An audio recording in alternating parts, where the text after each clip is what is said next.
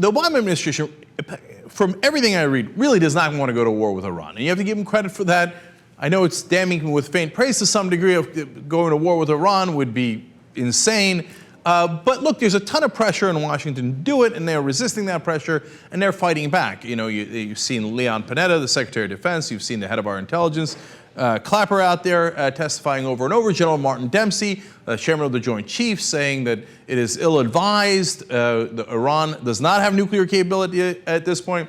One of my favorite interactions was with Senator Lindsey Graham when he's pressing Clapper on nuclear weapons. And he's like, so Iran is definitely making nuclear weapons, right? And Clapper says, no, they're not.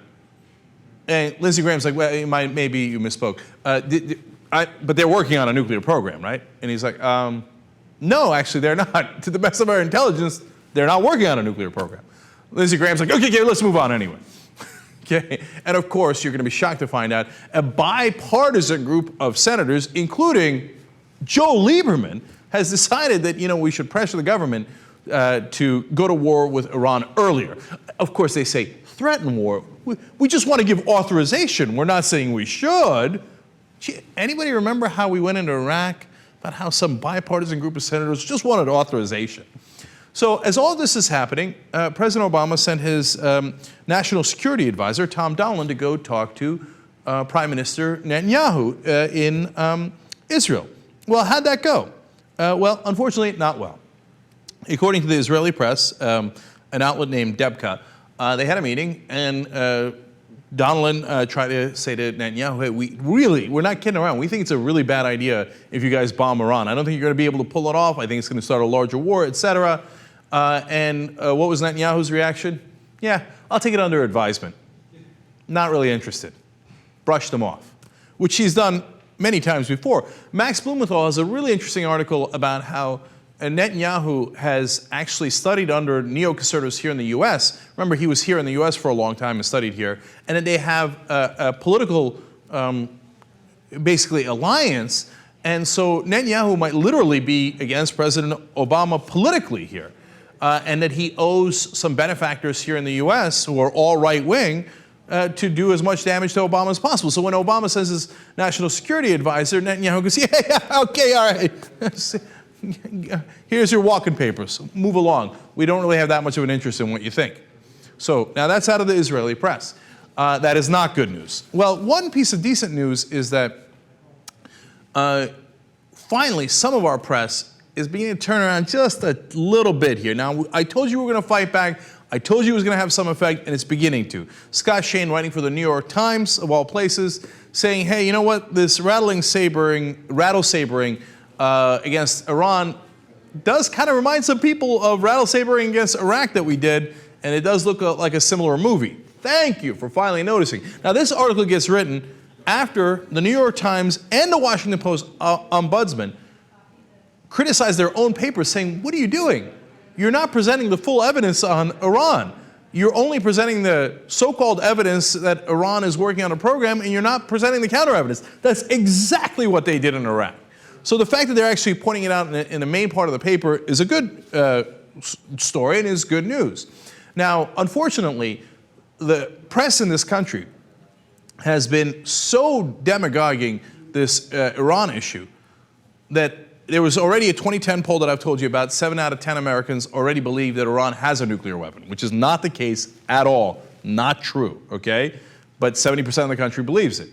And then 58% of the country, in a recent Pew Research Center poll, said, well, of course, we should take military action.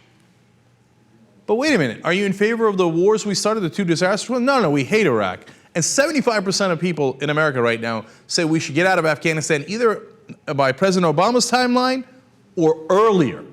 75% of the country. They're tired of those wars in the Middle East. But the minute the press starts demagoguing, Iran, the missiles, the nukes, what are we going to... And what do people say? I don't know, I guess we got to do something. Okay, fine, military action. And they make military action sound so easy. Like, oh, well, of course, you know, we bomb them and we do bunker busters and then it's over. Yeah, how'd that work out for us in Iraq and Afghanistan? Over 10 years later, is it still over? No. And now 3/4 of the country hates it. Wakey, they're doing it to you again. And you know, by the way, those 2 wars, how much did it cost us? Well, 46,000 people wounded in Iraq and Afghanistan. That's our guys, our troops, okay? 46,000 wounded, 6,300 killed, let alone the hundreds of thousands of civilians killed in Iraq and Afghanistan. And oh, by the way, it cost us $3 trillion. But you know what? Somebody made that $3 trillion. It came out of our pockets. Whose pocket did it go into? It went into the pockets of the defense contractors. And of course, whenever you go turn on television, Erin Burnett just did a segment on it last night. Shockingly, she was again demagoguing on Iran. Really, I didn't see that coming. So she brings on her guest, former Defense Secretary William Cohen. What does he say? Iran is definitely making a nuclear weapon. But that's not what our intelligence says. That's not what our military says. So why did you just say that? Oh, did we neglect to mention that William Cohen is a lobbyist for the defense industry? Oh, oops, CNN forgot to mention that. Those guys are the ones making the $3 trillion. So some people want this war. The neoconservatives in this country want it. Probably the Christian dominionists, the end times crazies want it because they want this massive war in the Middle East so Jesus can come back. And that's a huge chunk of the country, unfortunately. And they have a lot of political power in this country. And more importantly, the guys who make money off the war, defense contractors and oil speculators. Gas prices are already going up based on the idea that we might go to war with Iran. So those guys get rich, and those guys contribute a ton of money to our politicians. And by the way, are the guys who are all the military analysts on CNN, ABC, NBC, and all the channels you turn to, in the mainstream media at least. So buyer beware, know what they're selling. They're selling you war. And unfortunately, right now, well, I say we're headed there. I think it's 50-50. I'm not saying it's definitely going to happen. I really believe we can fight back, but the signs are not good. Let me just say one last thing about this. Think about it. We're stuck, man. We talked about this on the Current show last night. If Netanyahu, this crazy right-winger in Israel, says, yeah, I'm not going to listen to my Mossad chief who's warning me not to do it. I'm not going to listen to two other former Mossad chiefs. I'm not going to listen to my defense guys. I'm going to push the button. Well, then what are we going to do? We're screwed. Because is there any of you out there, does anyone, liberal, conservative, moderate, whatever, does anybody in the country believe that if Israel attacks Iran and Iran attacks Israel back, of course, what are they going to do? Lie down? No, they're going to attack, right? Because they've just got war declared on them. They got bombs dropped on them, right? So they're going to fight back. The minute Iran hits Israel back, does anyone believe that the U.S. will not go into war supporting Israel? Unless Israel wipes them off the board, maybe they just destroy them and they don't need us. But the minute they need us, oh, we're going. Aircraft carriers, every ship we got, every drone we got, headed in that direction. If you don't think that, then you don't know a thing about American politics. Not a thing. You might want to go and try some other field because there's no way that this country doesn't support Israel at 100% the minute that it's in any degree of trouble in a war. So that gives Israel all the power. So they can go any war they like, and the U.S. has to back them. How do you like them apples? All right, Cenk, this is for the TYT Army. I gave Cenk an assignment today, a new project.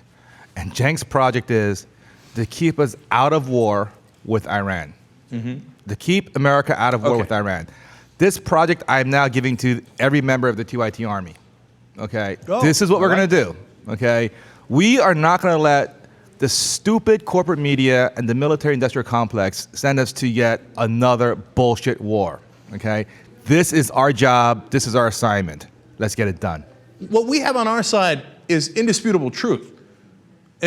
We know exactly how they engineered this the last time. They're doing the same exact thing here. When you point it out to people, they're like, oh, the problem is you're so right, right? And we have the entire intelligence community and the entire military actually on our side this time. It's a big advantage, so we have a shot at this thing.